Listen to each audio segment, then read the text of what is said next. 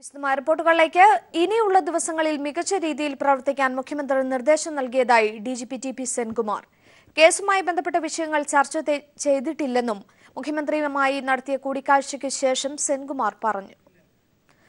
സുനിൽ അരുമാനൂർ തരും കൂടുതൽ വിവരങ്ങൾ. സുനിൽ, വിശദാംശങ്ങൾ. അഞ്ജു, നേരത്തെ ഡിജിപി ആയ ശേഷം മുഖ്യമന്ത്രിയുമായുള്ള കൂടിക്കാഴ്ചയ്ക്ക് സമയം ചോദിച്ചിരുന്നു. മുഖ്യമന്ത്രി ഇന്ന് 4:30 കൂടിക്കാഴ്ചയ്ക്കാണ് സമയം നൽകിയത്. ഇതനുസരിച്ചാണ് ഡിജിപി ടി.പി. സെൻകുമാർ മുഖ്യമന്ത്രി പിണറായി വിജയനുമായി കൂടിക്കാഴ്ച നടത്തിയത്. 5 മിനിറ്റാണ് കൂടിക്കാഴ്ച നീണ്ടത്. ഈ കൂടിക്കാഴ്ചയിൽ സംസ്ഥാന സർക്കാരിന്റെ പോലീസ് നയം, അതായത് സംസ്ഥാന സർക്കാരിന്റെ നയം നടപ്പാക്കുക എന്നുള്ളത് തന്നെയാണ് പോലീസിന്റെ ഉദ്ദേശം എന്നുള്ളത് മുഖ്യമന്ത്രി ഡിജിപിയെ ഓർമ്മപ്പെടുത്തി.